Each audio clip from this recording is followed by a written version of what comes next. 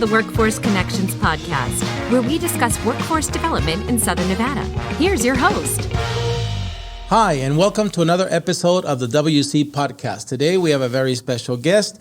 Please help me welcome Evelyn Garcia Morales, who's the Executive Director at the Fulfillment Fund Las Vegas, President of the Clark County School District Board of Trustees, and member of the Workforce Connections Programs Committee. Evelyn, welcome to the podcast. Gracias, Jaime. Looking forward to connecting. Yeah, we've been looking forward to getting to tell your story. Those of us who work with you closely, again, have the privilege to know more about you, but I think we want our audience, our listeners, our viewers to get to know your story a little better. So let's start with where you were born, where you grew up, went to school, college, and your first job. Let's stay right there. Let's see. I was born in Los Angeles, California, and my parents were 16, 17 years old when they first came to this country, so they raised us near a lot of family in Los Angeles. And where they come from? Jalisco, Mexico. Yeah. They spent their formative years in Mexico, and then they came to the United States as young people. And before me, I have two older siblings, so they, by the time that I came around, they were experienced parents navigating the world. And my mom, as an immigrant woman, she learned a lot of skills very quickly. You know, sewing, making a lot from nothing almost. And I'll never forget my very first job. My very first job was a door-to-door salesperson with my mom. Mm-hmm. She worked in a factory on and off when she wasn't taking care of us. She was working in a factory, and the factory produced, those trifold wallets that had Velcro in them. They were popular in the 80s and 90s. Yes, 80s and 90s. Yeah. Okay, so those wallets, sometimes would come out defective. And my mother would take them out of the trash can and would sew them back up to make sure that they were functional and usable. So she said, as someone who was incredibly resourceful, she took that trash and turned it into profit. And so I remember the days where she would sew these by hand, sometimes by the machine that we had at home, and took me around the neighborhood and made me, who knew, I was the English speaker in our family, so were my siblings. But she relied on my English language skills to communicate and let my neighbors know that we were selling wallets. Wow. How old were you? Maybe 10 or 11. Yeah. Put me to work really quick. Yeah. And that's the immigrant story. I think our parents model for us hard work, dedication, persistence. So did you finish your high school in Los Angeles? No, my parents, my father, who's a construction worker, came to Las Vegas in the 90s. Okay. There was a lot of growth at the time, and he established us here in Las Vegas. So we moved here. I was a high school student and finished my high school, graduated from Mojave High School. Yeah, Mojave Rattlers. Eso, that's it, yes. And I know that, again, first high school graduate in your family, first college graduate in your family. How did that shape your journey, being the first in those categories in your family? There were a lot of unknowns, being the first generation in my family. My sister, I remember she is 9 years older than me, and she was the first to attend college. One of the things that I remember back in the day where she was enrolled in college, she had these giant, books that had all the classes in them. She was working during the day and would go to school where she could fit it in.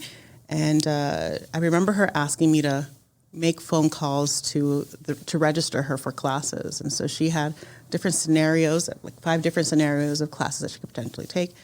And so it was examples through my sister, through just people who I met along the way who were eager to share knowledge with me and say, this is how you can go to college. And most importantly, my mom. My mom was the type of person who said, look, I don't know.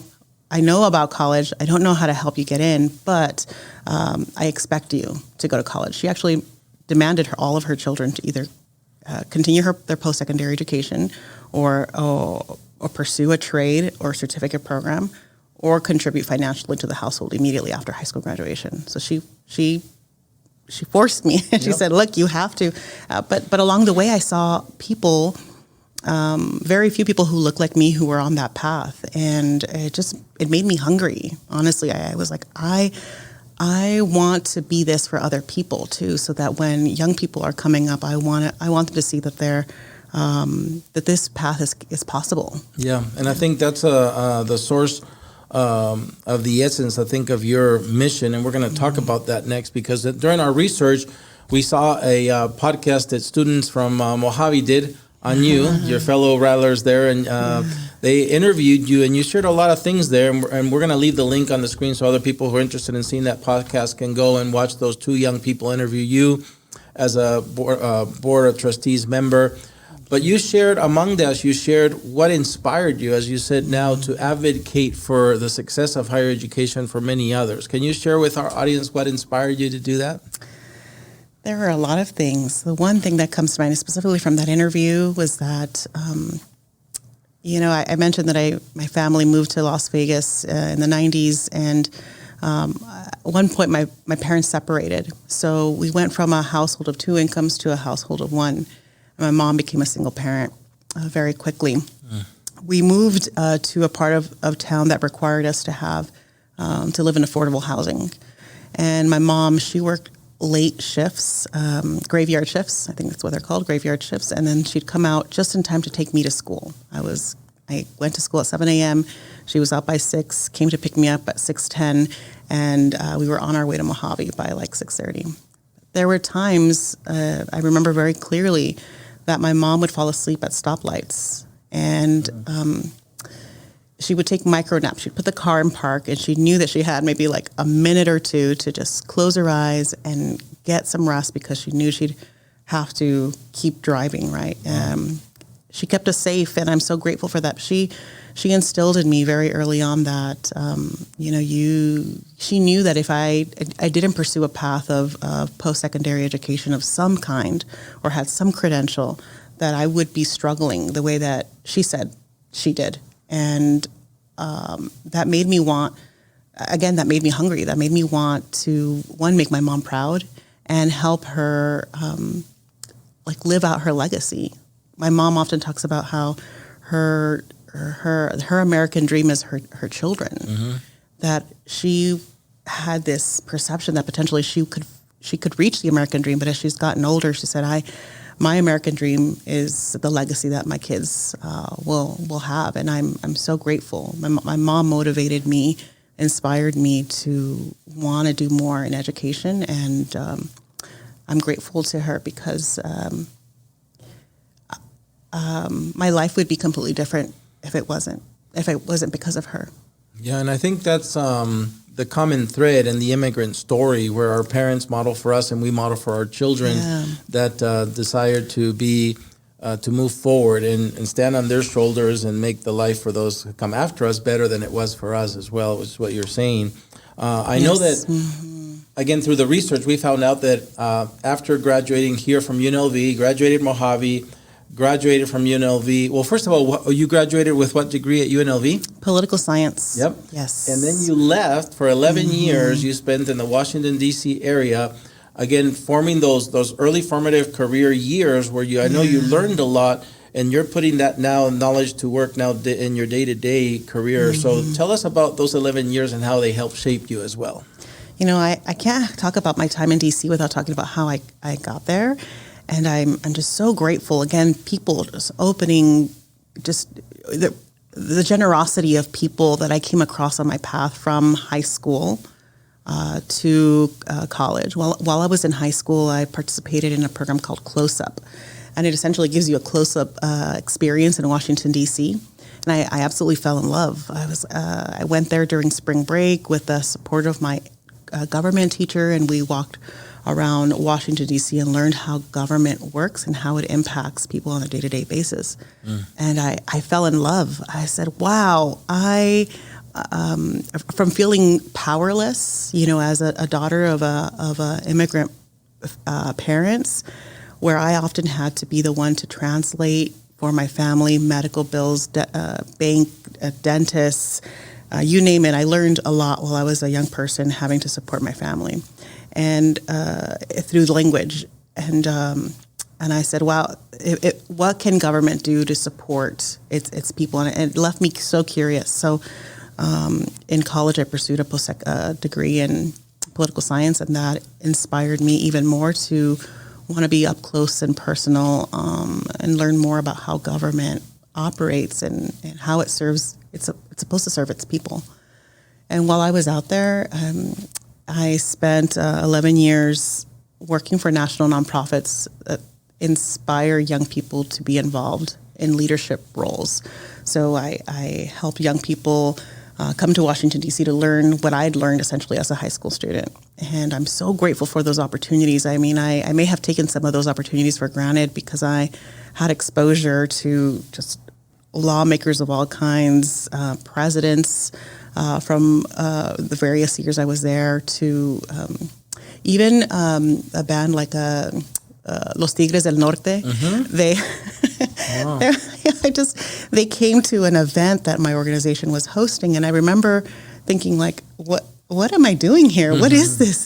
These are the people I heard on Sundays when my parents were cleaning the house. Like I just heard them playing, and it was so surreal almost. Every time I had a chance to, I'd bring my mom out to see the galas that I helped contribute to hosting, to events and activities, and my mom just relished in. For the longest time, my father-in-law and my mother would think that I followed the president around. That's what I did in Washington, D.C. Wow. It was hard for them to conceptualize what I actually did on a day-to-day basis. Right. Yeah. Do you miss the cherry blossoms? Oh, my goodness. Not yes and no. They initiated a lot of allergies for me. But they were absolutely stunning and so beautiful. My goodness. Just a work of art for sure. And I'm grateful that I had 11 of those cherry blossom years. Yeah, and that's, I think, the prettiest time to visit D.C. because, of course, there's snow and there's humidity, but that perfect cherry blossom is so nice. Yes.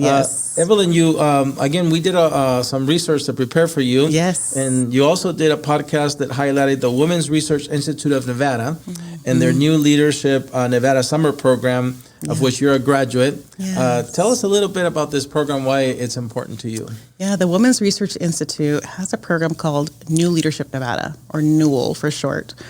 And the year that I participated in it was the very first year the program was offered to students. You had to be a college student in the state of Nevada and identify as a female, as a woman. And oh my goodness, during that training, it really completely opened my eyes. Again, exposure, right? The access and exposure to new ideas, new paths. As a first-gen student, like I needed that. I needed to see other people who have walked similar paths and feel inspired by them. And I'll never forget meeting. It was an intimate setting. There was 20 of us who were selected for the first class, and we received workshops and trainings and facilitated activities to help us strengthen our leadership skills, meet women who have walked this path. I remember meeting activists and state leaders and thinking like, and they would tell us, you can be here too. Like you can do this. You can be in these seats. You can be in these decision-making rooms. And before that, I remember thinking like I trying to make sense of what I wanted to do. I knew I was passionate about education. I was passionate about serving others, and I wanted to use those skills some way. So New Leadership kind of opened those doors, opened my eyes. 20 years later, they invited me back to their conference to be their keynote speaker, and it was such an emotional moment to sit back and reflect and think about the opportunities that I've had, and hope that none of them have gone to waste, so that I can continue serving other people and they feel inspired and encouraged. So it's not often that you get to reflect on your experiences and your career journey, but I did that recently with New Leadership and 2 years ago, and it was such an amazing experience. I'm so grateful to them, to the women and the mentors that I gained as a part of that program. That's awesome. And again, people can like us go and listen to that podcast as well to learn more about you. Mm-hmm. Now, you've heard me say this a lot. Of course, Workforce Connections is Southern Nevada's local workforce development board. And a lot of times for too long, workforce development is thought as something that's for adults after you graduate high school. But the reality is that the earliest section of the talent pipeline, if you will, is the K through 12 system, is where workforce development begins. We don't send our kids to school for the sake of a certificate. We send them to school because one day we want them to be self-sufficient, have a career in either medicine, engineering, architecture, construction, the trades, the military. There's so many options for careers and so many career paths, if you will. And so for us, I think you've seen us, we have really been focused over the last few years on strengthening the connection between employers and their needs to what's happening in that earliest section of the pipeline. And for that reason, we believe CCSD is one of our most important partners. And we also know that CCSD can't do it alone. I think for too long, we feel that they have to resolve all the, not just educate the children, but clothe them and feed them. And there's all these issues. And I know you know this, but we've kind of gotten in line with CCSD and using our resources to push in that direction. Superintendent Jara is the first superintendent to sit on our board, which was a great start. He sits on our board. You're the first trustee to sit on our programs committee. So we're making great strides. Some examples of success again, and there's many. We have now student showcases at high schools, connecting our employers to the young students. We have middle school initiatives, elementary school initiatives where we bring activity books that showcase the occupations and industries that are important in our sector. Teachers, principals love that because they can get the conversation started earlier with the young students and their families about future careers. And so also for the new school, the Central Career Technical Academy that opened on the old Bishop Gorman site, we had almost $250,000 worth of STEM equipment that we as Workforce Connections brought to that school to enrich again their options, their alternatives. We also, through the help of DETR, the Department of Employment Training and Rehabilitation, most recently put another $250,000 to work to add vocational equipment to the behavioral school. Well, they're not called behavioral schools anymore. They're called, I think, high achievement schools. So again, giving them culinary, IT, vocational options right there on the school. So examples of why we believe, it's important to really get behind CCSD. But as a trustee with Irene, our colleague from here from Workforce Connection, Irene Bustamante Adams, you both serve as trustees, and that's no easy task. I'm not going to ask you your least favorite part of the job because you just got to listen to the news and see that perhaps how difficult it is. But I'd like to ask you, what is your favorite part of that role? Because I think that would give us insight on why you do it. Before I completely answer that question, Jaime, I'm incredibly grateful to Workforce Connections' ongoing support of our community through education. And I see it firsthand. I'm a mom of a 13-year-old young man, and he early on in second grade, and he remembers the moment, there was an influential educator who said to him, or said to the entire class, these type of jobs exist in STEM, in the STEM fields. And my son took on a love for coding, and that coding has turned into web development. Wow. And just last week, a group of his peers during lunchtime came up to him. He doesn't know them. He doesn't interact with them. But they came to him and said, hey, I'd love for you to build a website for us. We're trying to sell baked goods, from home.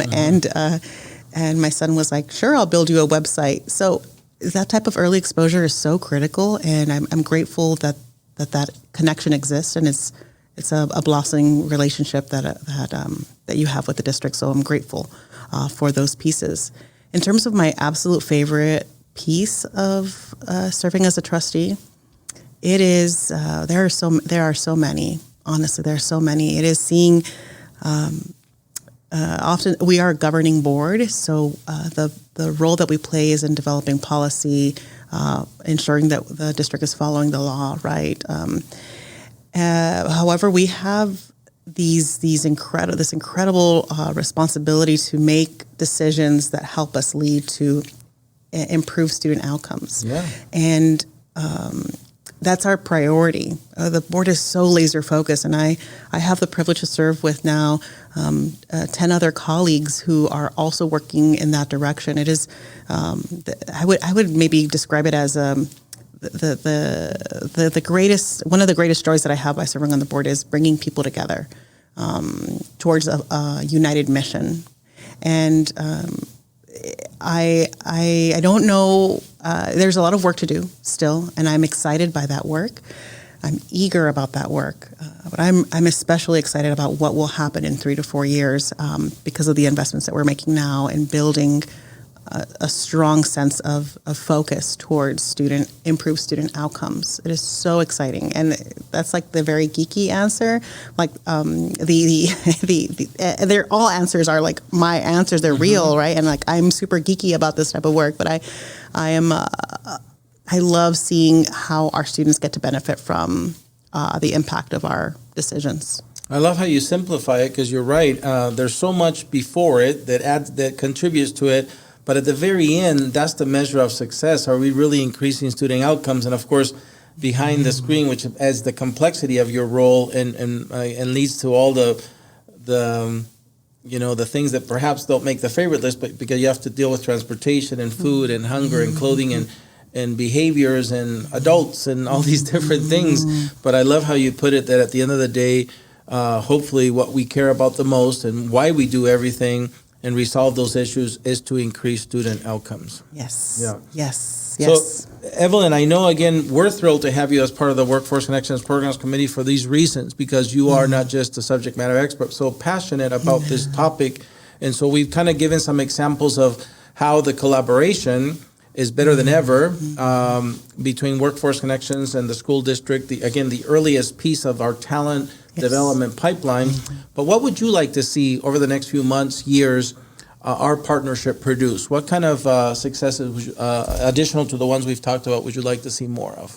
You know, Jaime, I feel like their Workforce Connection has been on that path. I mean, you mentioned the early access, right? The investments in resources to different CTE programs, right? The support of CTE programs post high school graduation while in high school, right? Helping students connect them to jobs. I'm seeing this happen kind of before our eyes as we play back the last year or 2 years. And even before that, as you all were starting this partnership, but I see the volume increasing. And there may be a ton of other technical things that could result from that great work that's taking place. Like young people are walking away with jobs, like jobs that will change their family's life and trajectory, right? Access. And that's the thing that I talked about early on. For me, it was just somebody saying, here's a door, here's a door, here's a door. And it allowed me to walk through them. And that's what I see Workforce Connections doing, is just opening doors for young people and our community at large, so that we have more great stories to tell. Yeah, well, we're going to work on that together in 2024 and beyond. Let's do it. Yes. Now, during our research, again, we learned that you been known to quote Brené Brown. One quote we heard you use is, grounding yourself into your core values is a key ingredient to living courageously. And you used that in one of the podcasts. Tell us why you quote Brené Brown and what it means to turn the concept of balance on its head. Oh, my goodness.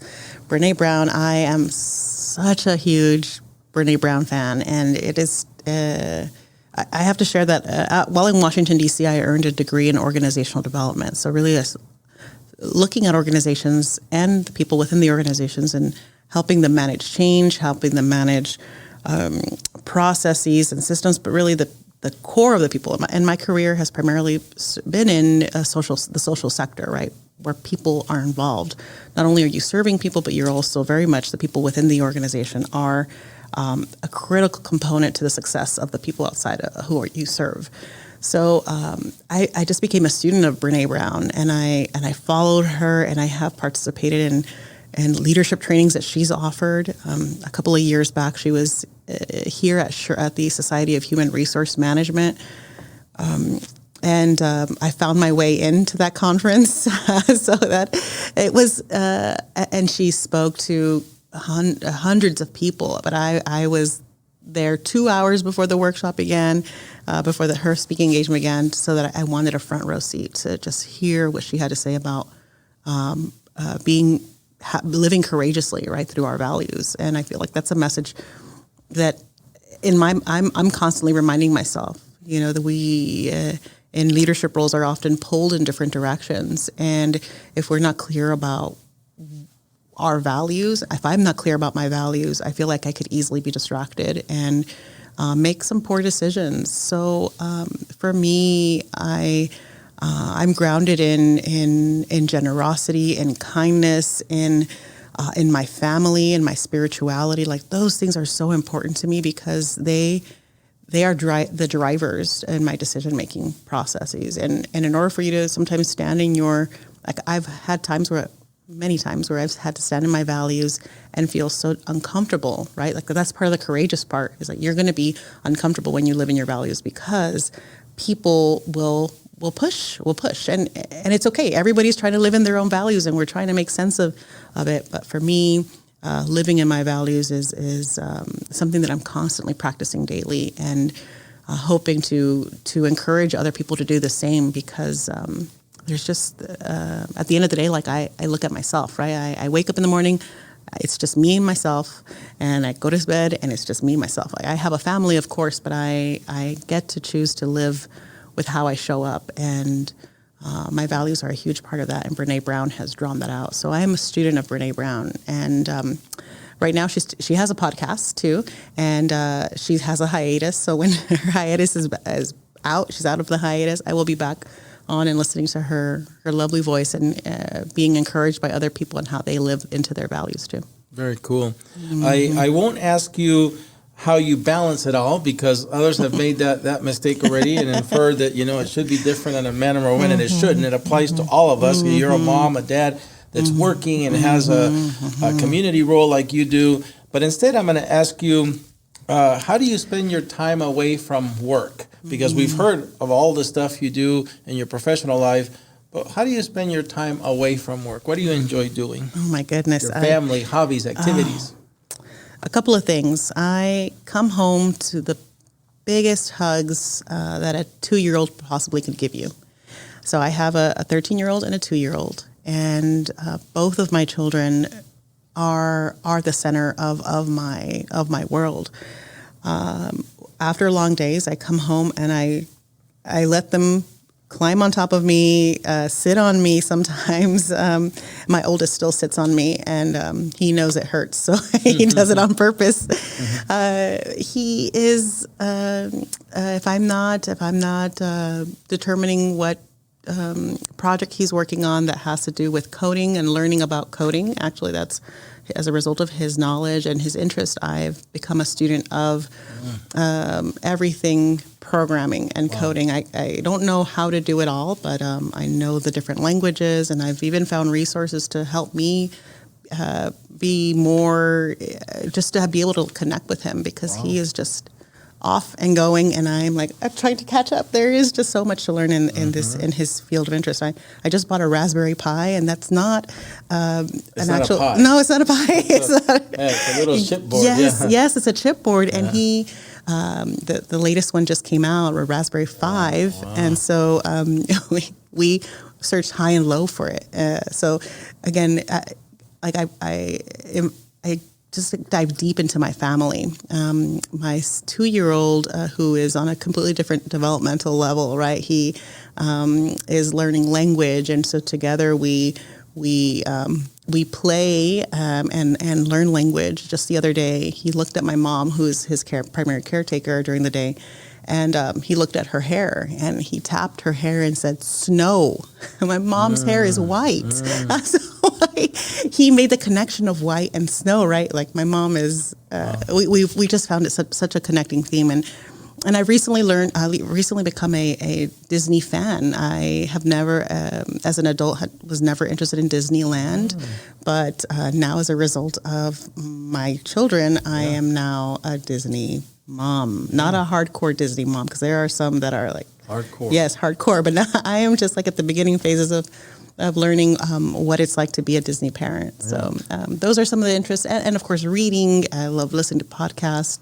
This is one of my favorite podcasts. Oh, great. I loved hearing your mom's story the other day when it was up. And it's just your story and her story. And so very grateful for opportunities to learn and continue to engage. And my mom got to meet you at the Latin Chamber Gala. Yes, that's right. A few weeks ago, and she couldn't stop talking about you and, your story. I think you had a lot in common. This immigrant story. Yes. Hard work leads to success. And so, she loved sitting next to you and sharing that. So thanks for being kind to her. She was such a joy. And honestly, I felt like I needed her autograph after listening to her story. And then quite coincidentally, being able to sit next to her at this event was such a gift. So I'm so grateful to your mom for opening up and showing us what leadership is. So incredibly grateful. And now I need to learn. She said she's going to teach me some Peruvian dishes. So like lomo saltado or something. Eso. Right. Yes, Wow. yes. I'm jealous. That's I know. You can come too. Okay. We can learn together. I know again that there might be a young person there or an immigrant like me, like you, who looks at Evelyn Garcia Morales and thinks, wow, she came from immigrant parents who didn't finish high school, but yet she did and went to college and went to Washington, D.C. to learn how the federal government works and came back to our community and does so many things, including raising a family. But again, you are in charge along with other now 10 colleagues, so it's 11 of you, the 7 original plus 4 new ones, in charge of one of the most important pieces of our system and our future. 320,000 young people who have to be contributors to our society one day, and how they're shaped during those 13 years of K through 12 is going to make a big impact. And so that journey that you shared with us today, what would you tell somebody who's young or an immigrant and said, what does it take to get there to where you are today? Any advice for them, somebody who wants to be a community leader one day like you are? Thank you. And the advice I would give to young people is find the thing that brings you the most joy and pour into that, and at the same time find ways to pour into others to support. And that may mean, choose a route of entrepreneurship. And so entrepreneurship will give you one day a chance to potentially contribute financially to an organization that you're passionate about. Even before that, maybe fundamentally just the core for young people. And I tell my son this every day, like, you got to show up with everything that you do. You've got to just put 150% into it. My mom told me this. She said, look, no matter whether you're cleaning a toilet or you're behind a desk, you've just got to give it everything. Just put it out on the field. Just leave it there. And that can be applied to anything that you do, right? Whether you go into post-secondary, a certificate program, a trade school program, if you go straight into the workforce, you go into the military, you choose a combination of those pieces, or even if you're exploring that, like, just show up like you want it, like you're hungry, as if that's the only thing that's in front of you. Like, you're laser focused on the thing. And for me, as a young person, I was focused on learning, on growing, on saying, I want more, I want more, I want more. And now I have more. And so in terms of responsibility, right? Like, I felt this utter sense of responsibility. I didn't want to continue to see things the way they were. And my mom said, if you don't like it, then do something about it. And I said, well, okay, I'm going to do something about it. As a matter of fact, I'll never forget it was quite an interesting time. As I was established in DC, I had a community, and certainly my family was here, but I struggled with the idea of coming back to Las Vegas. I wasn't sure, and honestly, I believed the stories, and only I didn't fact check what I was hearing about the district in the news. That's the only thing I believed. And I remember feeling so frustrated and saying, like, why would I come back to a community that is where the education is struggling? And young people, they're so amazing. So I'll never forget, I was sitting at this dinner table and I was saying this out loud to my sweet friend who had a 17-year-old at the time. And this young man looked at me and said, so if you don't like it, do something about it. Why wouldn't you want to do something about it? And I was so offended by his challenge. I said, wow, okay, well, I guess I don't get to sit on the sidelines and complain. If I get to do something about it. I have agency over my decisions, right, over how I choose to spend my time.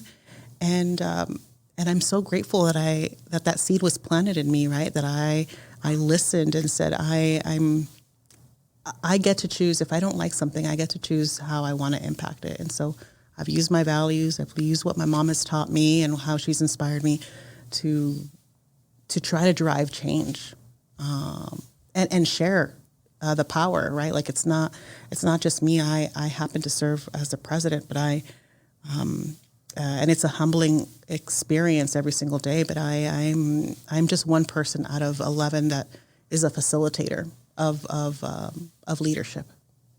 I love it.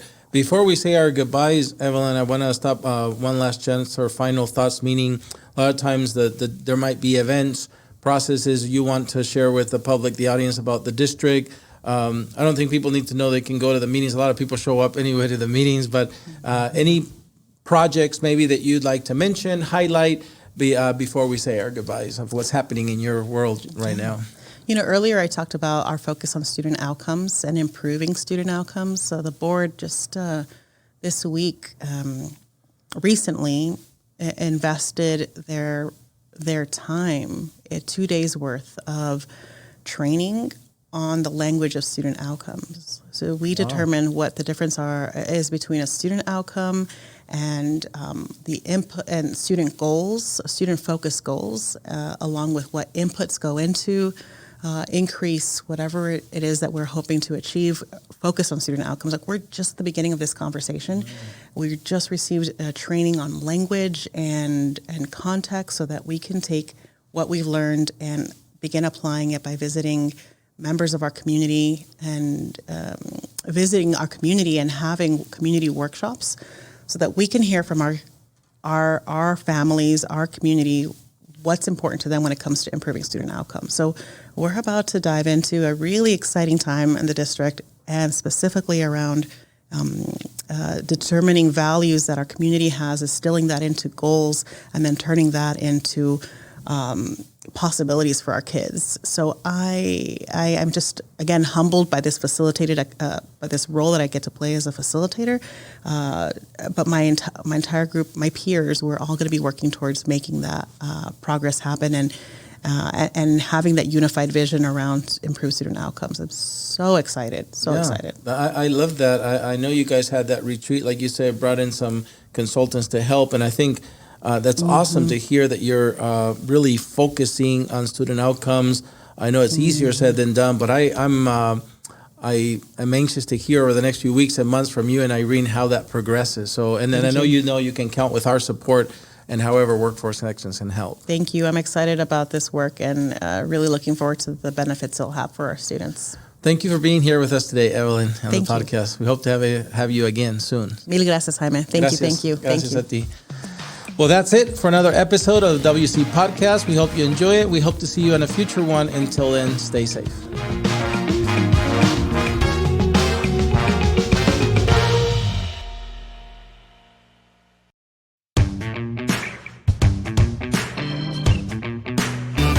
Okay, thank you, Evelyn, for staying over to do our bonus segment called Against the Wall. Oh, look, yeah. Are you ready? I am definitely against the wall, and I am ready. The first segment is called Your Favorites. I'm going to give you a category, and you're going to give me your favorite item within that category. Let's start with your favorite food. Ramen. Your favorite movie. Anything that makes me feel warm and fuzzy. Your favorite book. I just read The Mountain Is You. It's a really good book. Awesome. Your favorite subject in school. Government. Your favorite subject in college. Women in politics. Your favorite holiday. Christmas. Your favorite sports team. I don't have one. I'm just dangerous enough to know enough about sports. All right. The second segment is called Tough Choices. I'm going to give you two choices. You're going to pick one. Let's start with vacation or staycation. Vacation. Once you go to your vacation, would you rather drive there or fly there? Fly. Once you get there, stay in a hotel or an Airbnb? Airbnb. Do you rather cook at home or eat at a restaurant? Eat at a restaurant. Would you rather owe money or owe a favor? A favor? This is when it gets tough. Here it gets Yeah. tougher. Oh, no. Justice or grace? I'm going to cry. Grace. Yes. Yeah. Actions or words? Words. Yep. You finished the segment called Tough Choices. Good job. The last segment is called Finish the Sentence. I'm going to give you 90% of a sentence. You're going to finish it for me. Are you ready? Okay. If Evelyn could live anywhere, it would be... In the mountains. The best part about living in Nevada is... Community. Evelyn's favorite thing about her job is... Ability to connect with others. If Evelyn could travel back in time, she would travel to... No, I don't want to go back. No? I want to go back in time. Where would I go back in time? Is it a time? High school, college, youth? Oh, yes. Washington, D.C. All right. Yeah. 3 words that describe Evelyn are... Joyful, kind, and present. Love it. I couldn't agree more. And doing the WC podcast here with us today was... An incredible experience. Awesome. Thank you for being here with us today. Thank you, Jaime. Thank you, team.